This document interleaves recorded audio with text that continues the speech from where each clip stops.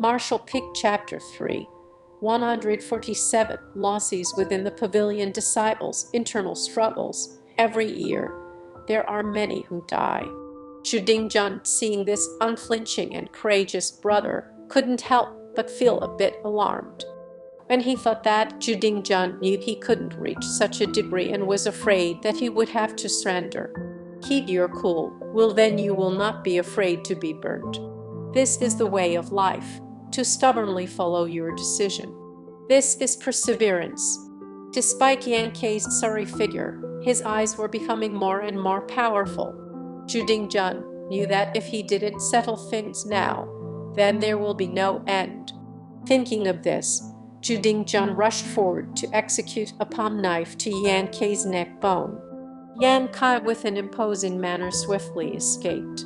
Then his eyes clouded and he fell limply to the ground. Seeing this scene, tens of feet higher, a disciple who was sitting on a tree branch took out a small book.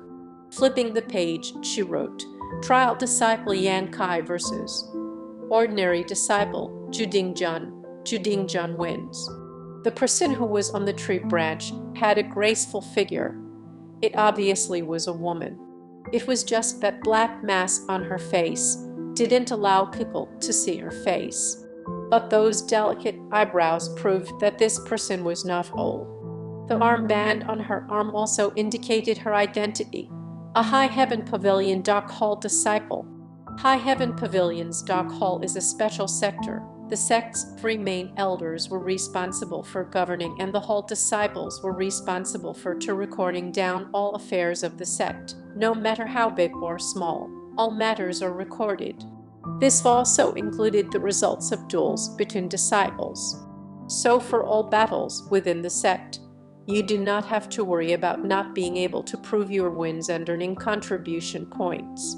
For in the shadows, Dock Hall disciples will record them down for you and summarize your monthly records.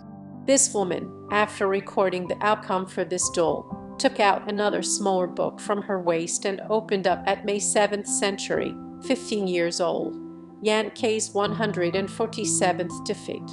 Even if you remove this, above are numerous records of Yan Kei's battles. From the first battle to the most recent, all had one word: defeat. 147 battles in a row, and he had lost every single one of them. This simply can be said that since the sect's history, it was a unique record and was enough to be inspiring. Though the owner of this record was lying on the ground, not knowing if they were dead or alive. Yan Kai had never challenged others, so these 147 losses were from others challenging him. So to say, from being challenged once every 5 days, this had lasted for 2 years. Looking at Yan Kai on the ground, she wrinkled her eyebrows. She didn't understand how Yan Kai could endure to this state. He had already become the pavilion's trial disciple. Even his very survival was endangered. So why did he still linger? If he had left, then his life will certainly be better. This thin boy, what kind of dedication did he have? Even with 147 straight losses, he remains undaunted. She was really curious, with his strength, how long could he endure before finally leaving High Heaven Pavilion? This type of talent, this type of training speed, he really was not fit to remain here. The ordinary world is his place. The people below had already long spattered. Only Yan Kai was still there on the ground. Coming and going, time passed by. Xin Chan disappeared from the branch in a flash. When Yan Kai woke up, it was already 3 o'clock. There was nowhere on his body that didn't hurt. Staggering, he stood up and looked up, only to be surprised. For the place in which he woke up from was under the shade of a tree and not where he fainted. This was really surprising. Was there a fellow disciple that was kind enough to carry him over? This had never happened before, causing Yan Kai to furrow his brows. He could vaguely remember there was a shadowy figure darting in front of him. But memory was too vague. Thinking harder just made it more unclear. But between his current position and the place he fainted, There was very distinct drag marks, clearly showing that he had been dragged over. Once again, he felt his back, immediately flaring hot pains spread out. Yan Kai froze for a moment, becoming furious. The trace of goodwill he felt towards his benefactor had quickly disappeared. That person directly dragged him over. Otherwise, how could his back bled like this? He might as just have left him there on the ground. Yan Kai thought to himself. Being depressed, Yan Kai realized that in his right hand he was clutching something. Looking down in doubt, he was surprised to find a small, fine work of porcelain in his hand. What is this?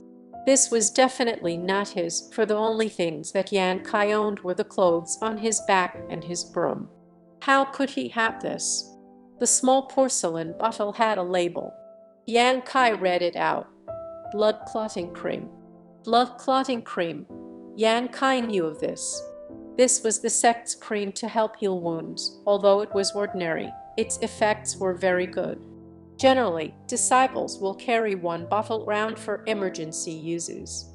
This one bottle of cream in High Heaven Pavilion was very expensive. 10 points of contribution per bottle. How much contribution points can Yan Kai earn for swooping for a month? He can only earn 10 points. In other words, this one bottle's worth was equal to 1 month of work for him. Who was it? At this moment, the resentment Yan Kai had towards this person was reduced greatly, but as he moved, the pain flared up again. He had already come to this sect for 3 years.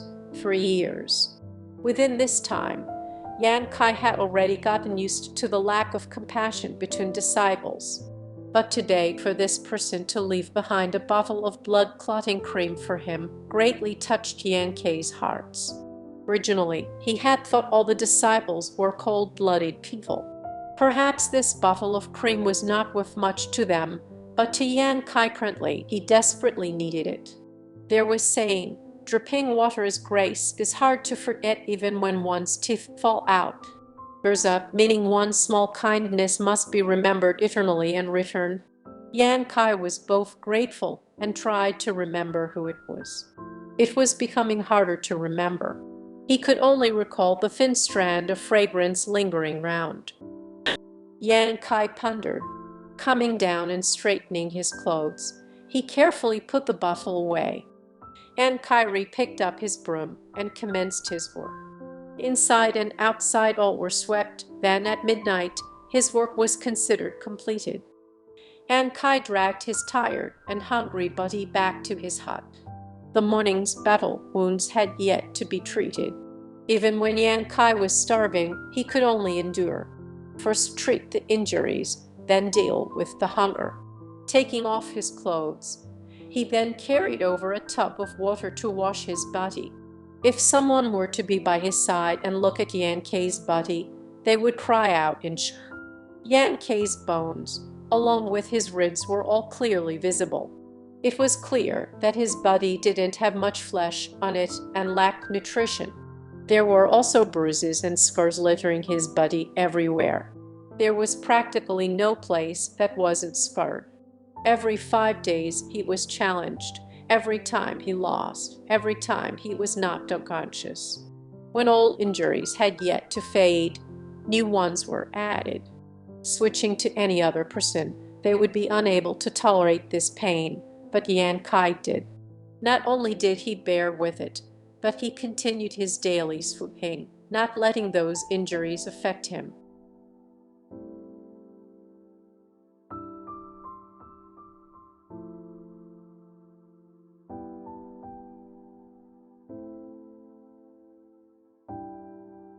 Martial Peak Chapter 4. The Black Book. Once his body was clean, Yan Kai picked up the bottle of blood-clotting cream and sniffed it a little. He found that the medicine was quite refreshing and lost himself in it, and then he shook his to clear it. Yan Kai opened that bottle and tried to smear the cream directly onto his injuries, but stopped. He hastily went to fetch a new tub of water and then put some of the medicine into the water to dilute it. Stirring carefully, he began his treatment using the diluted formula. Here's up, the life of a poor person. To relatable T.T. Sullivan, rich or poor, all Asians show know of this enough. The effects of the blood clotting cream was good. After dilating it, the effects were also reduced.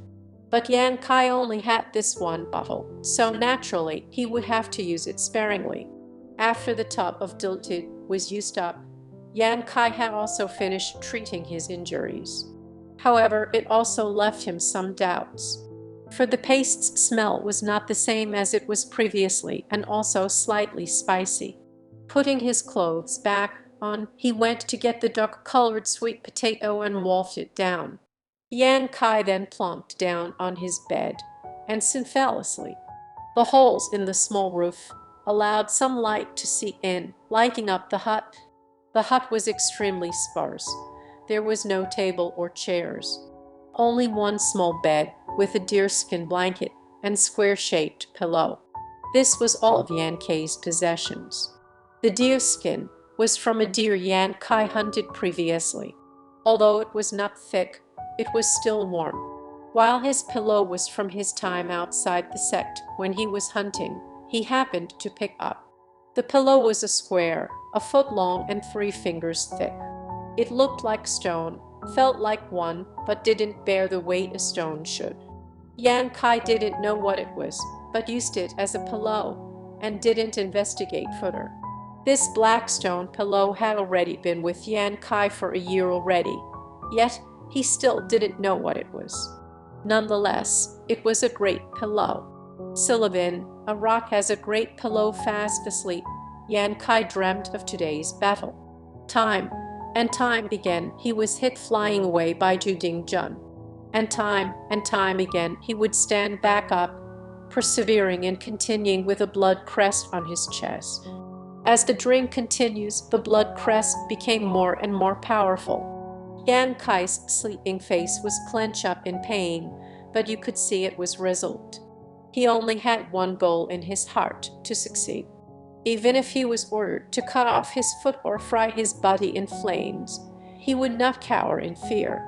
The unconscious Yan Kai didn't take notice that the pillow below his head started to exude a clouded light that corresponded with his moods. This light became more and more luminous. In the dream, Yan Kai continued with his early morning encounter with Zhu Dingjun, repeatedly getting knocked to the ground. At his 1000th time of getting knocked and getting back up, with his unwavering will suddenly broke free. He rushed mercilessly towards Zhu Dingjun, who immediately fell to the ground. Zhu Dingjun's figure then became hazy and morphed into his own figure. At this moment Yan Kai's mind calmed down, though it wasn't due to him beating his opponent, but he winning against himself, winning against his inner fear and yielding heart. A faint feeling gradually rose up. There is no longer anything under the sky that can make him submit to them. In reality, the black pillow under Yan Kai's head suddenly burst forth a black ray. This black ray emerged from the black stone and hovered in the air for a bit before drilling into Yan Kai's head, instantly disappearing from sight. At the same time, in an ancient and desolate place, a strange presence descended. Like tidal waves, the collapse of snow, any person in front of him was insignificant. That strange presence felt.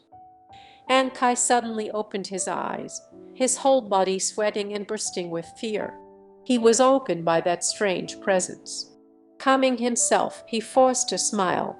When was dreaming, he could actually spare himself like that. It's ridiculous. Rubbing his face, he looked up into the night sky to determine the time, and was annoyed.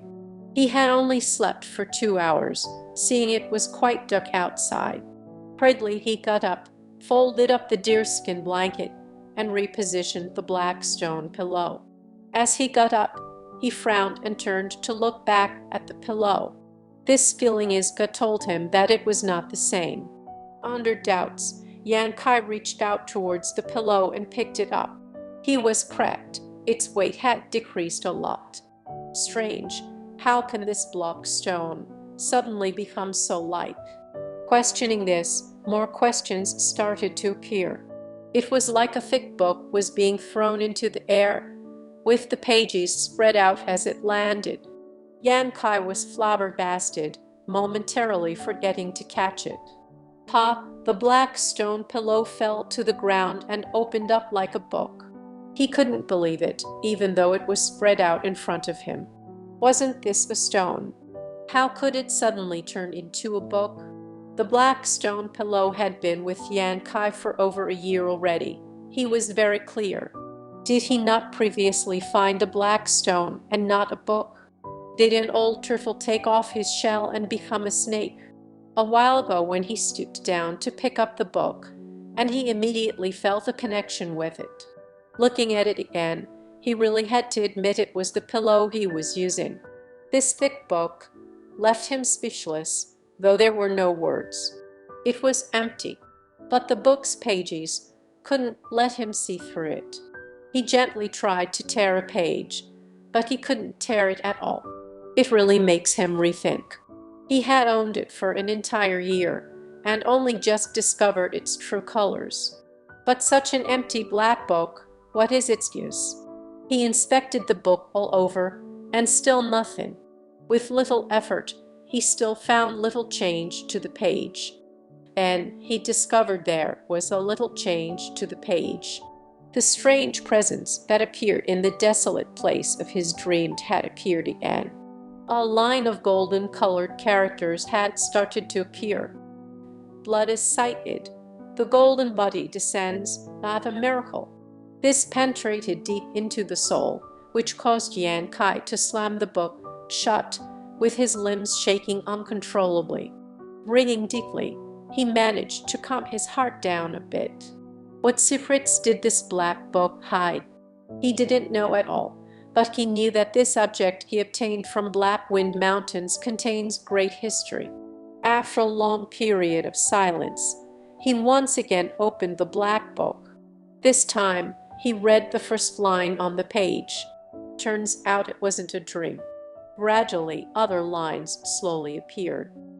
Proud golden body rules the fence, indomitable spirit. 8 lines and 32 words occupied an entire page, giving one a dominating heavenly and earthly feeling, as if those words were imbued with domineering spirit.